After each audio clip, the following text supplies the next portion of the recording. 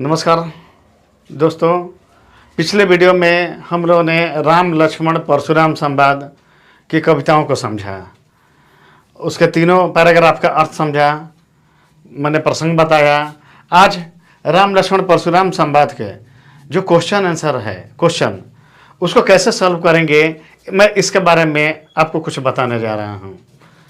इस चैप्टर से CBSE board परीक्षा में 2 मार्क्स का लॉन्ग क्वेश्चन एक जरूर आएगा। तो कैसे आप उसका उत्तर लिखेंगे, अच्छा आंसर जिससे मार्क्स न कटे, इसका मैं एक उपाय बताऊंगा। पहले हम इसके क्वेश्चन पर चर्चा कर लें। तो सबसे पहले है परशुराम के क्रोध करने पर, पहला प्रश्न, परशुराम के क्रोध करने पर लक्ष्मण ने धनुष के टूट जाने के लिए कौन कौन से तर्क दिए। ध्यान दीजिएगा, आपको ये इतना पर ध्यान देना है। लक्ष्मण ने धनुष के टूट जाने के लिए कौन कौन से तर्क दिए, तो 2-3 बातें कहते हैं लक्ष्मण, उसको ध्यान देना है और वही उसी को लिखना है। आपको इस प्रश्न का उत्तर लिखने के लिए आपको आंसर ऐसे स्टार्ट करना है। आपको ये लिखना है शुरू में कि जब श्री राम ने सीता स्वयंवर के शर्त को पूरा करते हुए धनुष पर प्रत्यंचा चढ़ाया और प्रत्यंचा चढ़ाने के क्रम में धनुष टूट गया, सीता और आकर के श्री राम को वरमाला पहनाती है, उसी समय महर्षि परशुराम काफ़ी क्रोधित उस सभा में उपस्थित होते हैं। वह बार बार पूछते हैं, महर्षि परशुराम बार बार पूछते हैं कि किसने इस शिव धनुष को तोड़ा है, उस अपराधी को लाकर मेरे सामने खड़ा किया जाए। तब लक्ष्मण कहते हैं कि यह प्रभु श्री राम के हाथों टूटा है यह धनुष। इस धनुष को श्री राम ने छुआ भर था और यह धनुष टूट गया, इसमें श्री राम का कोई दोष नहीं है। और महर्षि और लक्ष्मण एक बात और कहते हैं कि हे महर्षि, मैं और भ्राता श्री राम, हम दोनों भाई बचपन में खेलते हुए बहुत सारे धनुष तोड़ दिए थे। उस समय तो महर्षि आपने कभी गुस्सा नहीं किया। इस धनुष पर इतनी ममता आपको क्यों आ रही है? आप इस धनुष पर इतनी ममता क्यों दिखा रहे हैं? क्यों इतना क्रोधित हो रहे हैं इस धनुष के टूट जाने पर? हम लोग क्षत्रिय हैं, हम धनुष और धनुष में कोई अंतर नहीं करते। श्री राम ने इसको छुआ भर था और यह धनुष टूट गया, इसमें श्री राम का कोई दोष नहीं है। आपको इतना आंसर लिखना होगा। आते हैं दूसरा क्वेश्चन पर। परशुराम के क्रोध करने पर राम लक्ष्मण की जो प्रतिक्रियाएं हुई, उनके आधार पर दोनों के स्वभाव की विशेषताएं, इस पर ध्यान देना आपको। दोनों के स्वभाव की विशेषताएं अपने शब्दों में लिखिए। ध्यान दीजिएगा, आपको कह रहा है स्वभाव की विशेषताएं अपने शब्दों में लिखने के लिए, इस पर फोकस करना है। राम और लक्ष्मण के जो स्वभाव की विशेषता है आपको अपने शब्दों में लिखना है। तो आपको लिखना होगा कि श्री राम, इस कविता को पढ़ने के बाद हम कह सकते हैं कि श्री राम शांतचित्त, गंभीर और मर्यादा पुरुषोत्तम हैं। और लक्ष्मण वह शांतचित्त व्यक्ति नहीं है, उन्हें तुरंत गुस्सा आ जाता है और वह गुस्से में आकर के और वह सामने वाले व्यक्ति को हर प्रकार से जवाब देने के लिए तैयार रहते हैं। श्री राम जितना ही शांत हैं, लक्ष्मण उतना ही उग्र स्वभाव के हैं। ये लिखना है विद्यार्थी अपनों को। श्री राम जितना ही शांत है उतना ही लक्ष्मण उग्र स्वभाव के हैं। कविता में आगे कहा गया है कि श्री राम का जो शब्द है वह आग में एक जल के समान काम करता है और लक्ष्मण का जो संवाद है, लक्ष्मण की जो भाषा है वह आग में एक घी का काम करता है। तो अगर दोनों के स्वभाव की विशेषताएं देखें तो श्री राम जितना ही शांतचित्त, गंभीर हैं, मर्यादा पुरुषोत्तम है, लक्ष्मण का स्वभाव उतना ही उग्र है। और वह महर्षि परशुराम को हर प्रकार से उनके अस्त्रों का जवाब देने की बात भी कह देते हैं। तो यह आपको अपने आंसर में लिखना होगा। आते हैं तीसरे क्वेश्चन पर। लक्ष्मण और परशुराम के संवाद का जो अंश आपको सबसे अच्छा लगा उसे अपने शब्दों में संवाद शैली में लिखिए। ध्यान देना है, संवाद शैली में लिखना है आंसर, यानी कि लक्ष्मण और परशुराम। तो जब आप इसका आंसर लिखेंगे तो पहले लक्ष्मण उसको वह क्या कहते हैं, फिर परशुराम वह क्या कहते हैं, ऐसे लिखना है संवाद शैली में, जैसे दोनों आपस में बातचीत कर रहे हों। आपको लक्ष्मण के लिखना है कि महर्षि से लक्ष्मण कहते हैं कि महर्षि, श्री राम ने धनुष को छुआ भर था और यह धनुष टूट गया, इसमें श्री राम का कोई दोष नहीं है। तब महर्षि परशुराम कहते हैं कि परशुराम अब लिख के आपको डैश देना है, और उनका स्टेटमेंट है कि अरे मूर्ख बालक, तुम्हें पता नहीं है मैंने अपने इन बाहुबलों से 21 बार इस धरती को क्षत्रिय विहीन कर दिया है। तब आगे कहते हैं कि अब जो भी इस धनुष का यह जो तोड़ने वाला है वह मेरे सामने लाया जाए, वह मेरा अपराधी है, मैं इसी फारसे से उसका संहार करूंगा। इस तरह करके राम तो अभी नहीं आएंगे, लेकिन लक्ष्मण और परशुराम के संवाद को आप थोड़ा विस्तार करेंगे और उसका आंसर लिखेंगे। अगला क्वेश्चन है, चौथा क्वेश्चन, परशुराम ने अपने विषय में सभा में क्या क्या कहा, निम्न पद्यांश के आधार पर लिखिए। ध्यान दीजिएगा, परशुराम ने सभा में अपने ही मुंह से अपनी विशेषताओं का बखान करते हैं। ठीक है, इसी के बारे में आपको लिखना है। बाल ब्रह्मचारी अति कोही, विश्व विदित क्षत्रिय कुल द्रोही। महर्षि परशुराम क्या कहते हैं कि मैं बाल ब्रह्मचारी हूं, अति कोही अति क्रोधी हूं, और विश्व विदित पूरा विश्व जानता है कि मैं क्षत्रिय कुल का नाशक हूं, उसका नाश करने वाला हूं, मैं द्रोही हूं।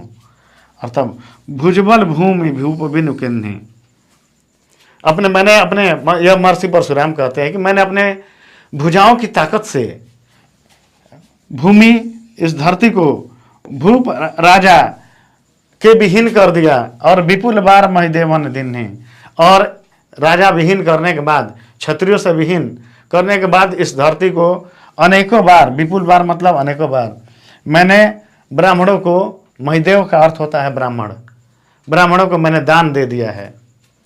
और तब आगे महर्षि परशुराम कहते हैं कि सहस बाहु भुज छेद निहारा, परशु विलोक महिप कुमारा। महर्षि परशुराम कहते हैं कि मैंने अपने इसी फारसे से सहस्त्र बाहु के 1000 भुजाओं को काटा है, और हे महिप कुमारा, हे राजा के पुत्र, मेरे इस फारसे के देख लो, यह दिव्य फारसा, मैंने इसी फारसे से सहस्त्र बाहु के भुजाओं को काटा है। अब तब आगे ये महर्षि परशुराम का ही स्टेटमेंट है, उन्हीं का कथन है, मातु पिता ही जन सोच बस, करस महिष किशोर, गर्भन के अर्भक दलन, परस मोर अति घोर। ध्यान दीजिएगा, यह दोहा है, और महर्षि परशुराम कहते हैं कि मातु पिता ही जन सोच बस, करस महिष किशोर। हे राजा के पुत्र, मैं तुम्हारे माता पिता के बारे में सोच करके, और तब मैं तुम्हारा वध नहीं कर रहा हूँ, क्योंकि तुम्हारी उदारता में तुम्हारे माता पिता का कोई दोष नहीं है। और तब गर्भन के अर्भक दलन, परस मोर अति घोर। ये महर्षि परशुराम कहते हैं कि हे राजा के पुत्र, ये मेरा जो फारसा है वह दिव्य फारसा है, और इतना जान लो कि गर्भ में पल रहे शिशु का भी ये वध कर सकता है, ऐसा ये फारसा। आगे क्वेश्चन देखते हैं हम लोग। ये 5वां क्वेश्चन हम लोग देखते हैं, लक्ष्मण ने वीर योद्धा की क्या क्या विशेषताएं बताई है। यह प्रश्न बहुत महत्वपूर्ण है, और लगभग बोर्ड परीक्षा में यही क्वेश्चन ज़्यादातर पूछा जाता है। लक्ष्मण ने वीर योद्धा की क्या क्या विशेषताएं बताई है, तो आपको लिखना है कि उस सभा में लक्ष्मण ने महर्षि परशुराम से वीर योद्धा के बारे में यह बताया कि वीर योद्धा रणभूमि में अपने वीरता का बखान नहीं करते, वह युद्ध करते हैं। कायर पुरुष जो होते हैं वह युद्ध भूमि में वह अपनी वीरता का बखान करते हैं, वह युद्ध करना वह नहीं चाहते, और अपनी वीरता का बखान करके सामने वाले शत्रु को भयभीत करना चाहते हैं। इस प्रश्न का उत्तर यही लिखना है। साहस और शक्ति के साथ अगला प्रश्न, विनम्रता हो तो बेहतर है, इस कथन पर अपने विचार लिखिए। ध्यान दीजिएगा, यह स्टेटमेंट है और आपका विचार पूछा जा रहा है प्रश्न में, तो ऐसा नहीं कि जो मन में आए और लिख दिए। आपको ध्यान देना है कि साहस और शक्ति को सेंट्रलाइज कीजिए, साहस और शक्ति को साथ विनम्रता भी होना चाहिए, जो श्री राम में है, लक्ष्मण में नहीं है। लक्ष्मण में साहस है और शक्ति है, विनम्रता नहीं है लक्ष्मण में, और यह किस में है? श्री राम में। तो यह ध्यान देना है, अपने विचार लिखना है, आपको अपने शब्दों में आंसर लिखना है, लेकिन साहस और शक्ति को पकड़ के, और आपका उदाहरण लिखेंगे राम लक्ष्मण परशुराम संवाद से। आपको दिखाना होगा कि श्री राम में साहस और शक्ति के साथ साथ विनम्रता में भी है, जो लक्ष्मण में नहीं है। लक्ष्मण में विनम्रता नहीं है, साहस और शक्ति बहुत है। भाव स्पष्ट कीजिए। हमेशा ध्यान दीजिएगा, ऐसे प्रश्न का उत्तर थोड़ा सा अलग लिखते हैं। भाव स्पष्ट करना, कई बार पूछा जाता है आशय स्पष्ट करना, दोनों प्रश्नों में थोड़ा सा अंतर है। भाव कह रहा है तो इसका अर्थ तो लिखेंगे ही, लेकिन इसको अर्थ लिखने का, इस प्रश्न के उत्तर को लिखने का तरीका थोड़ा सा अलग है। आपको लिखना है कि दी गई पंक्तियां हमारे पाठ्य पुस्तक राम लक्ष्मण परशुराम संवाद से ली गई है। इसमें महर्षि परशुराम और लक्ष्मण आपस में बातचीत कर रहे हैं। यह लक्ष्मण कहते हैं थोड़ा सा मुस्कुरा करके कि लक्ष्मण कहते हैं बिहस लखन बोले मृदवानी अहो मुनीष महाबट माने। लक्ष्मण थोड़ा मुस्कुरा कर कहते हैं कि हे महर्षि, मैं तो आपको बहुत बड़ा ब्रह्म ऋषि समझता था, और तब पुनि पुनि मोहि देखाओ कुठारू चाहत उड़ावन फूकी पहाड़ू। आपके बार बार इस फरसे को दिखाने से मुझे ऐसा लग रहा है कि यह फूक करके पहाड़ को उड़ा देना चाहते हैं। तो ये इस प्रश्न का उत्तर है, इसका अर्थ हो गया। इसके साथ आपको यह भी लिखना है कि दी गई पंक्तियों की भाषा अवधि है। कवि तुलसीदास ने अपने इन पंक्तियों के माध्यम से अपने जो मन के उद्देश्य हैं उसको पाठकों को बताने में पूरी तरह सफल हैं, और इसमें कला पक्ष भाव पक्ष मिले जुले हैं। इतना आंसर आपको इस प्रश्न का लिखना होगा। सेम टू सेम ख को प्रश्न का आंसर भी चले वैसे ही लिखना है। आपको प्रसंग लिखना है। महर्षि परशुराम और लक्ष्मण बातचीत कर रहे हैं, और यह जो कथन है लक्ष्मण का है, यहाँ कुम्हड़ बतिया को नाही जे तर्जनी देखी मर जाही देखी किठारू सरासन बाना मैं कुछ कहत सहित अभिमाना। यह लक्ष्मण कहते हैं कि हे महर्षि, आप जो ये बार बार अपनी उंगली दिखा रहे हैं हमें, तो ऐसा लग रहा है कि हम दोनों भाई कोहड़े के भतिया नहीं हैं, जो आपके तर्जनी उंगली देखने से हम लोग सूख जाएंगे, गल जाएंगे। और तब देखी कुठारू सरासन बाना। हे महर्षि, आपके इस फारसे का जवाब मैं बहुत अच्छी तरह दे सकता हूँ, मैं कुछ कहत सहित अभिमाना। इसका अर्थ यह है कि लक्ष्मण कहते हैं कि मैं अगर कुछ कह रहा हूँ तो पूरे आत्मस्वाभिमान से और आत्मविश्वास से कह रहा हूँ। तो इस तरह से इस प्रश्न का आंसर आप ऐसे लिखेंगे। 8वां प्रश्न है, पाठ के आधार पर तुलसी के भाषा सौंदर्य पर 10 पंक्तियाँ लिखिए। ध्यान देना है आपको कि तुलसी के भाषा सौंदर्य तुलसीदास का, तो तुलसी के भाषा सौंदर्य पर 10 लाइन आपको मैं बता रहा हूँ। सबसे पहले लिखना है कि तुलसीदास भक्तिकाल के कवि हैं, और भक्तिकाल के कवि ज़्यादातर ब्रजभाषा और अवधि का प्रयोग किया जाए है। खासतौर से तुलसीदास ने भी रामचरितमानस में अवधि भाषा का प्रयोग किया है। इसके साथ ही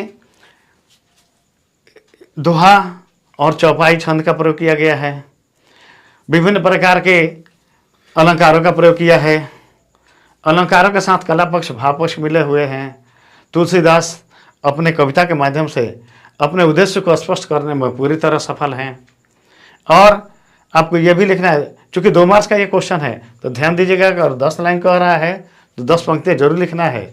आपको इन सारी बातों को लिखते हुए लास्ट में आपको ये लिखना पड़ेगा कि तुलसीदास ने इन अपने इस कविता के माध्यम से अलंकार का प्रयोग किया, और साथ में कला पक्ष भाव पक्ष उनके भाषा में घुले मिले हैं। इसके कारण कविता और अच्छी और सुंदरमयी बन गई है। कवि तुलसीदास पूरी तरह से अपने उद्देश्यों को प्रकट करने में सफल हुए हैं। अब इस अगला क्वेश्चन, इस पूरे प्रसंग में व्यंग का अनूठा सौंदर्य है, उदाहरण के साथ स्पष्ट कीजिए। व्यंग दिखाना है। ध्यान दीजिएगा, महर्षि परशुराम के ऊपर बार बार लक्ष्मण व्यंग कर रहे हैं। 2-3 व्यंग कैसे करते हैं ये मैं बता रहा हूँ।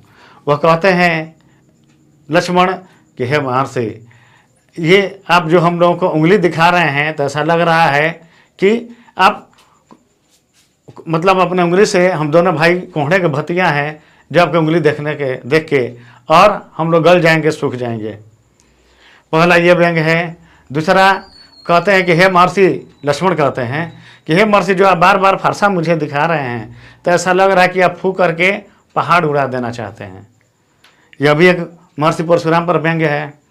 फिर लक्ष्मण एक स्थान पर कहते हैं कि हे महर्षि, आप अपनी वीरता का बखान अपने मुंह से बहुत अच्छी तरीके से कर ले रहे हैं।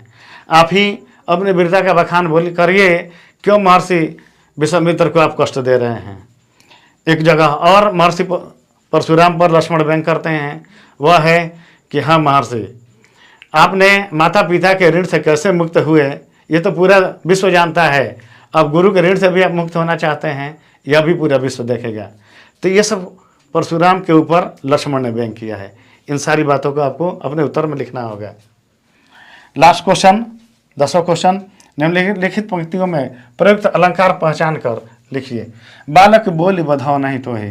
ध्यान दीजिएगा, इसमें इन ब अक्षर का बार बार प्रयोग हो रहा है, अतः इसमें अनुप्रास अलंकार है। कोटि कुलिस सम वचन तुम्हारा, ठीक है। यहाँ पर सम का प्रयोग है, साधारण सी बात है। कोटि कुलिस सम वचन तुम्हारा, यहाँ पर उपमा अलंकार का प्रयोग किया गया है। और इस तरह से आप देखेंगे तो